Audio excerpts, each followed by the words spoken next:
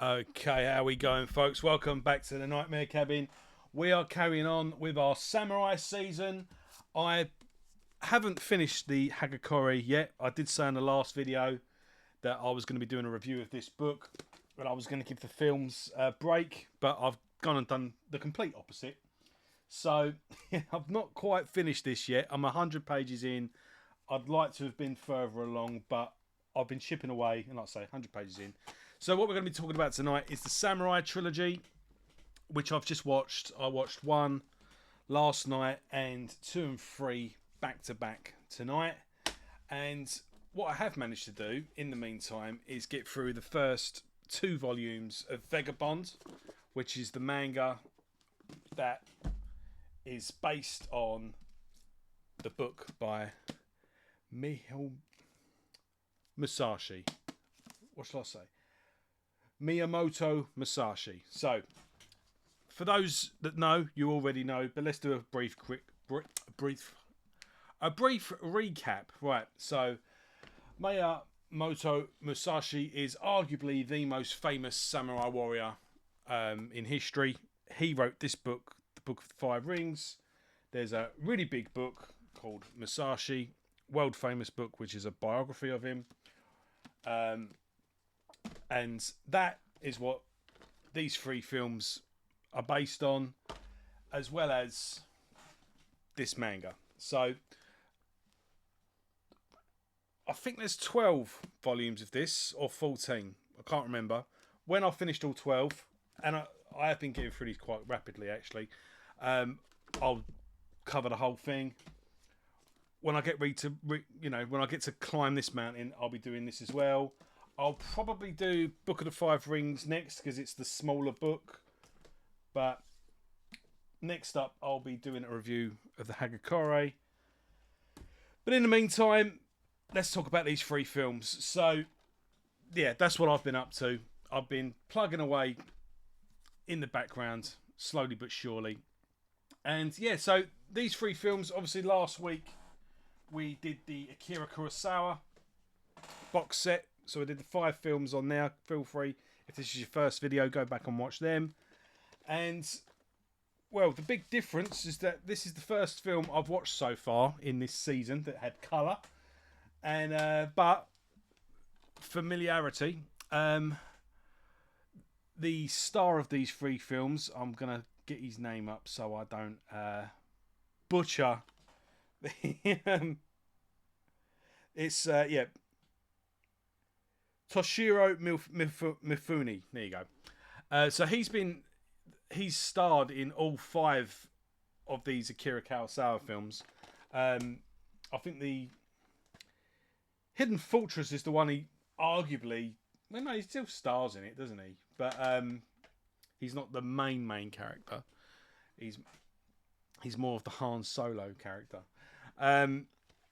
But yeah, he stars as Musashi in all 3 of these films as well. The first of the trilogy, 1954's... Which one's it called? The... Musashi Miyamoto. Musashi Miyamoto. So Samurai 1, yeah, Musashi Miyamoto. That came out in 1954, the same year as the 7 Samurai. So it's odd that this is in colour, while 7 Samurai is black and white. Maybe budget reasons, or so were those films in colour on black and white on purpose? I don't know. But this actually won an Oscar for Best Foreign Film in 1954. So, and this was also the company that released this film the same year released the first Godzilla film. So it was a massive success for that film company, but also a big success for Toshiro Mifune.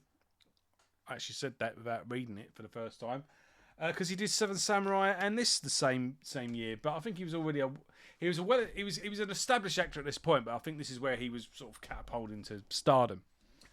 And then yeah, a following year you have a duel at Joji Temple, and 1956 duel at Ganryo Islands. I'm sorry if I've butchered those names. So generally, as a whole, it's the first film, and the first film is pretty faithful. I say faithful. No, this is faithful to the film. Pretty much, the first film pretty much covers the first volume of Vagabond. Although I think this is three. These books are 3 issues in one. So his name is different. He gets named Musashi later on when he becomes a samurai. Takizo is his original name, and him and his friend are survivors of a battle. They go off quite young, idealistic, probably hunting for glory. They go to a war, lose the war, and they come back and take shelter with some women. I forget his name. Takizo is actually engaged to another woman, but he ends up falling in love with one of these women that are looking after them. And when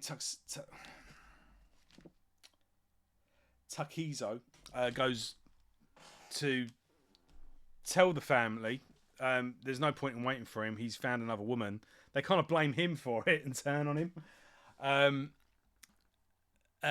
There's another bit as well where they get ambushed by some swordsman, and Takizo fights them off. And the 2 women that are looking after him, the mother of the 2 comes on to him because she's turned on by watching him fight. And he turns her down, just protecting her honour, really. And she says the next day that she was attacked by him and he's run out of the town. But with that being said, although he may be a victim in that situation, he's not innocent. He is a bit of a tearaway. I've got a moth flying about in here and it's getting on my nerves. Did I get him? Yeah, got him. Got you, git. All right. So he decides he wants to become a samurai warrior, and monk kind of sees the potential in him, but sees the flaws in him as well. So he does a thing where he hangs him from a tree for days at a time. Let's see if I can get a picture of it in here so you can see what I'm talking about. To humble him, really. Bit like when Mr. Miyagi makes Daniel's son do those repetitive exercises. You watch, I can't find it now. But, aha. I'm nearly there. Yeah, so there's a smaller. So he's just hanging from a tree like that for days. Now I've got it. Let's see if we can find a better one. And yeah, while he's hanging up there, he's haunted by, ghosts from his past. And yeah, when the monk finally takes him down, well, no, someone cuts him down actually, and yeah, that's when he starts his training. That's when he's renamed Musashi Miyamoto. The girl that his friend was originally engaged to, they end up becoming friends, but she starts to fall in love with him, and he starts to fall in love with her as well, but he's dedicated to the samurai life, and there's a heartbreaking thing where he has to choose a path, and he wants to be a samurai, he wants honor. And from what I gather from the 3 films, I mean, I'm guessing these 3 films have quite an abbreviated version of this. What's this, 1,000 pages? Yeah, 900, 950, 66, close enough. Yeah, 969 pages, and look at the text. This is going to be long. And yeah, 12 volumes of animation and illustration, not animation. So I'm guessing this is a bit of an abbreviated version. There were some extras as well, basically saying it kind of corrects the historical accuracies of the films. But I don't think there's anything in the films that are too out of sync. Really, there's the character who he duels at the end. He's kind of acquainted with him in the second film, and he's like, yeah, that was rubbish. That like they never met until they actually duelled. A few things happen in different order, but I think it really it's in order to make the films flow that they did that. I don't think there's nothing untrue, so to speak. And I think Musashi has become a bit of a legendary character. I think over time, although none of this is false, it is all factual, but I think a bit of sugar and spice has been added to the proceedings over the years, I think.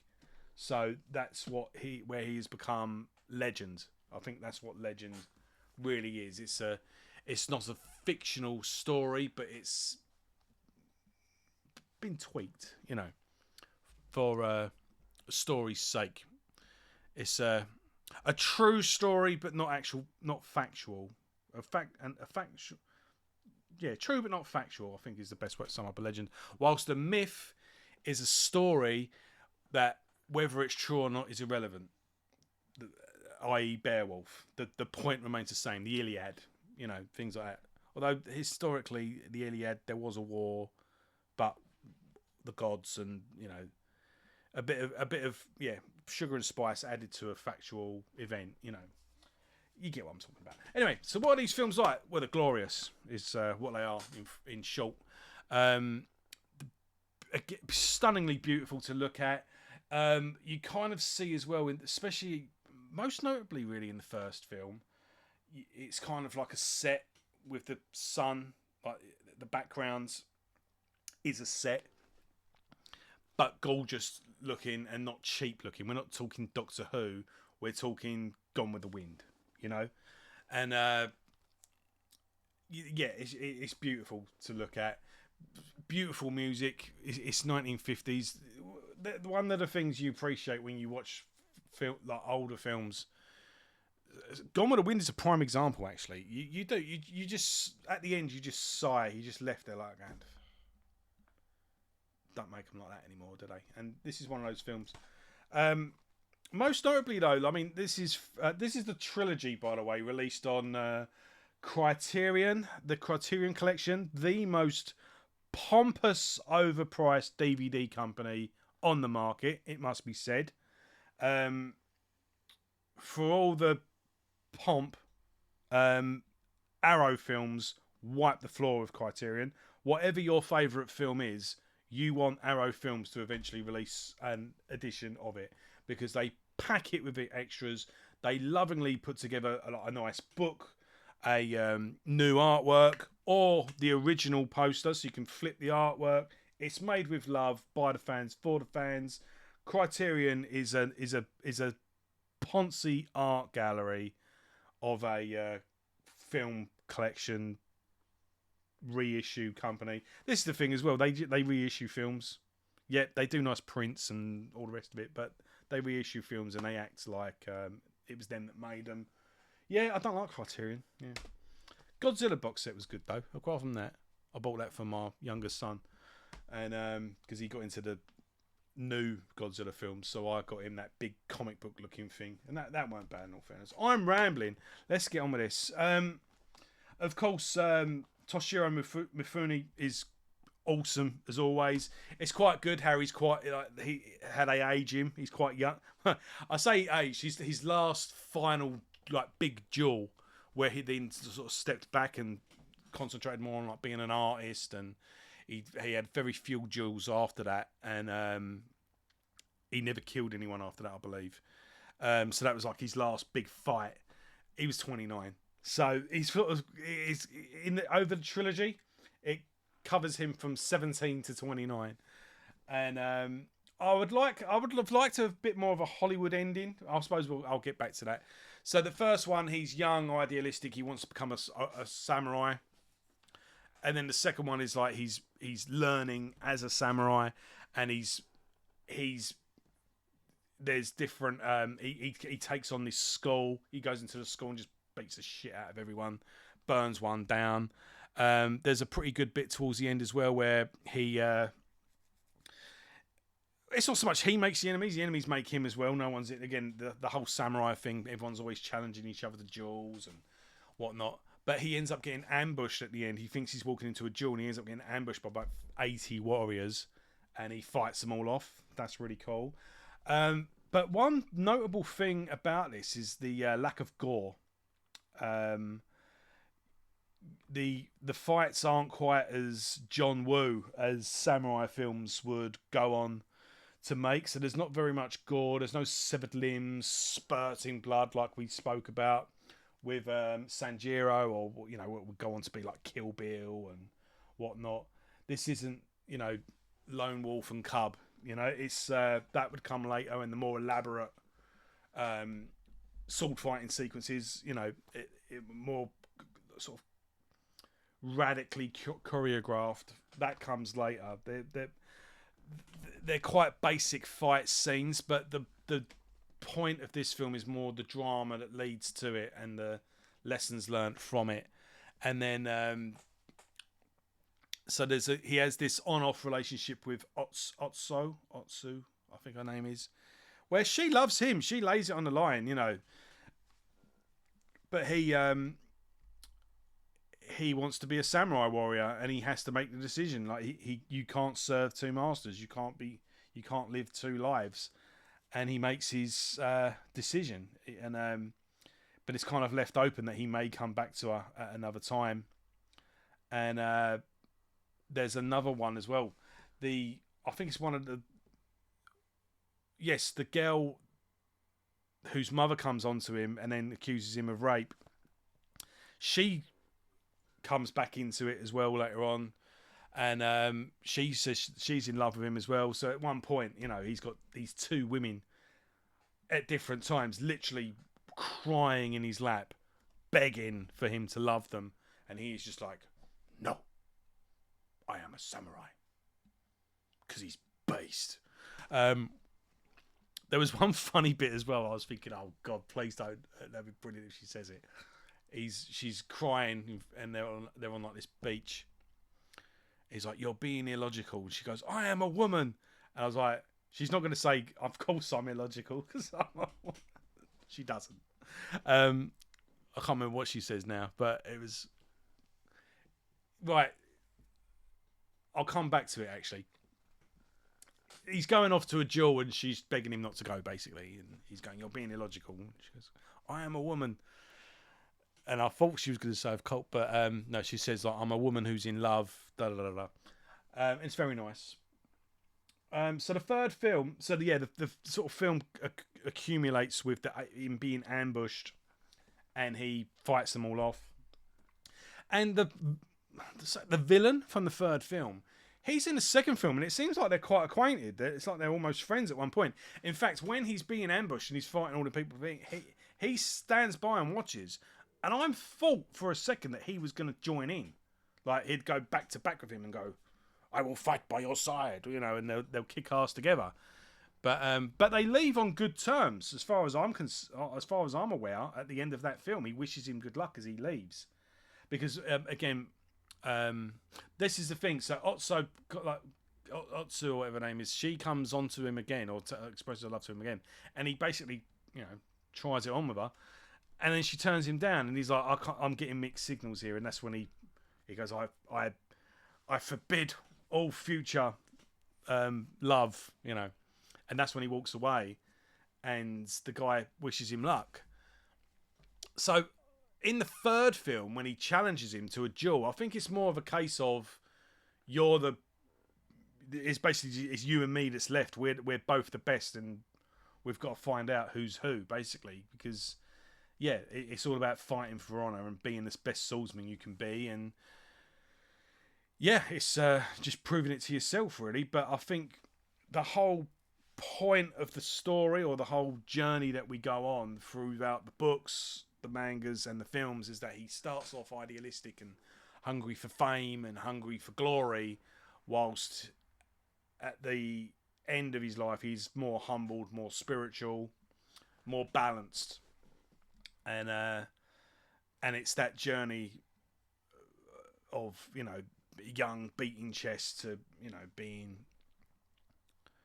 Yeah, just more rounded, more settled, more, less having a point to prove, that sort of thing.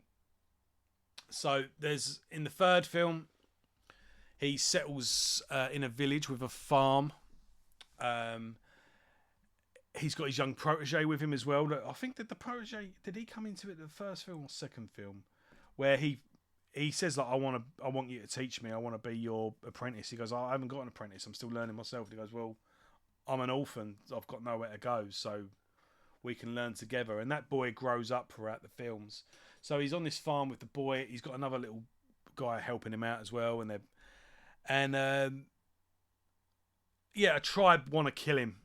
I think one of them wants revenge for someone he killed before, and they use the woman who's the daughter, which I mentioned earlier, to trick him, really, because she kind of wants revenge because she's scorned.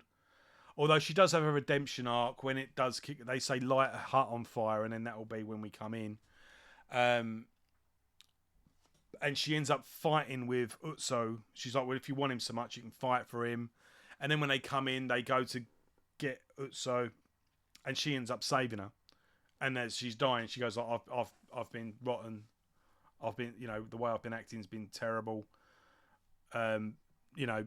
He should be with you, look after him. And then Musashi comes and she dies in his arms, which was her dying wish.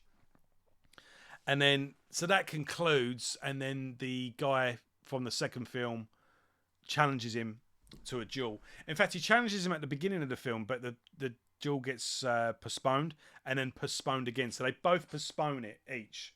Musashi goes, look, I will fight you, but I've got stuff to do. Can we put it off for a year?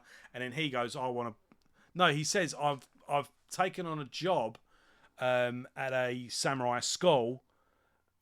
We need to do this at some point because I'm going to be moving on with a career. I want to get this match done. So you kind of get the thing that Musashi's going to do this duel, and it's going to be his final fight. He's either going to die in the fight, or if he does, he's going to settle down with Utsu. So then it brings me back to the argument where you're being illogical. And she goes, I am illogical because of it. So he goes, you should be a samurai's wife should send him off to a fight with a smile, especially if it's his last. And that's like, it's like he's telling her, right, I'm ready to settle down now. You're going to be my wife. And so she sees him off. And when he's on a boat on the way to the duel, he says that if I do die, give my body to her and you can keep my sword as a memento. And then they do the fight on this beach and it looks awesome. It's during the sunset. The sky is blood red.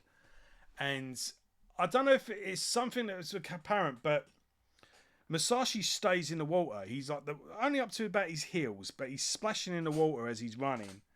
And they're kind of, back and forth, bit forward and back, and then they're like side to side, squaring each other up.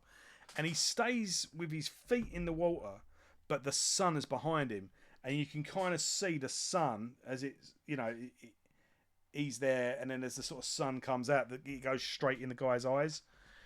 And yeah, obviously he wins. They clash together, and there's like you just hear the swords colliding, and you see blood. Like there's a cut on Musashi's head, so you think the other guy's got it, and he smiles, and then just just falls down, and then the people that are watching it congratulate him for winning, and he says, he was the greatest swordsman I've ever fought. I don't think I'm ever going to fight anyone that good again, and he gets back in the boat, and they're sailing home. And the guy like paddling the boat, he's excited and talking about what he's seen. And I'm so glad I wasn't going to take you home, take your body home, that you're alive. And it was an amazing fight. And Musashi is just in the boat, somber, just weeping. And apparently that was a thing that would happen. The people. The warrior would respect their opponent, and he's sad that this is as good as it's get. Like, I'm never going to fight anyone that good again, so this is never going to be, You know, it's like he's seen the end of an age.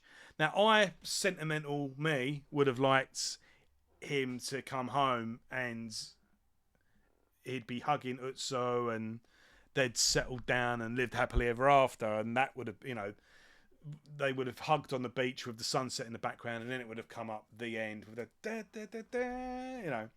But no, the ship sailing. You see Musashi weeping, and then the boat going off into the sunset, and that's the end. But I guess you kind of know what's going to happen anyway, because he says to Musashi, to Otso, you know, you a samurai's husband, no, a samurai's wife, you know, should be seeing him off and hoping he comes home, you know. So I think that was his way of telling her that he was going to settle down.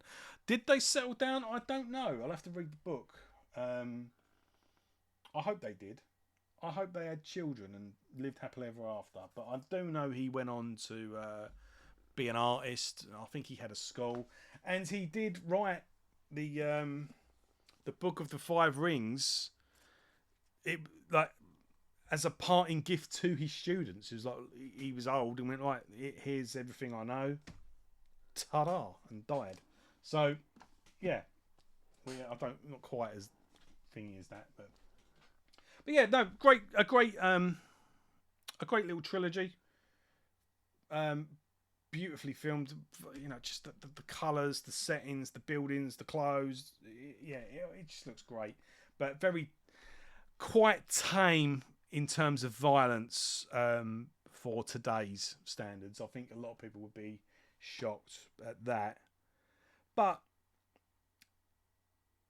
in terms of the samurai, in terms of films, the samurai canon, I think it's a it's a cornerstone along with Seven Samurai. I mean, I don't think neither of these are the first samurai films by any long shot. It's like Dracula. You know, Dracula wasn't the first vampire book, but it was the one that stuck. You know. Just doing a bit of reading here. This isn't the first samurai. This isn't the first trilogy of Musashi, and it's not the first trilogy of Musashi by this director. This director did 2 films in 1940 and then a third film in 1941, and Toshiro Mifune was actually one of the villains in it. How mad is that? There is no information on them on IMDb. I'm wondering, are they silent films? They're certainly black and white. And there's no mention of them. Well, there is in the book in this. In the little booklet you get. It's mentioned. And it is mentioned. Like, hold on a minute, what? You know, and I had to like go back and read the previous paragraph. I don't know if they weren't very good.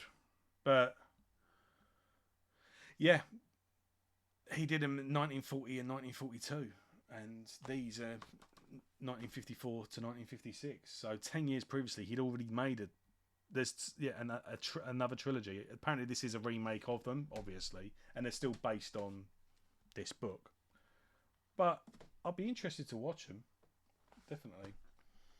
Right, yeah, that's that for now. We will be revisiting Musashi again because I'll be talking about these books. I hope we see Toshiro Mifune again in the next films we've got lined up. We're going to be revisiting Akira Kurosawa again. I can tell you that much. I've added 2 films to this list of films that we're doing, and I've even got a guest coming on. So look out for that. But next up, I will be carrying on with the Hagakure, and oh mate, look, I've got. I read one bit. I thought, oh, that'd be good. I'll keep a post-it note for that. And then I've got post-it notes on pretty much every page, more or less, so far. So there'll be loads to talk about when that film's finished. When that book's finished, I'll be doing a pretty in-depth review on this. So that will be coming soon. And then the next batch of films I'm going to be watching are going to be the Zatoichi, I don't know, however you pronounce it. I'll be doing a bunch of these. I don't know whether I'm going to be reviewing them one by one or just review a bunch of them. I'll play it by ear, basically. So you've got Zatoichi coming up next and Hagakure book review coming up. Then we'll move on to the next phase. What day is it today? Right, it's probably going to be next week now. I don't know. Let me watch the films and let me see how I feel after one film. If I think it's good enough to do a review on its own, I'll do it by that. I'll play it by here. You'll hear from me soon enough. Don't worry. Anyway, thank you for watching. Are you enjoying this Samurai season, by the way? Have you been watching these films as well? What did you think of them? Are you already a fan?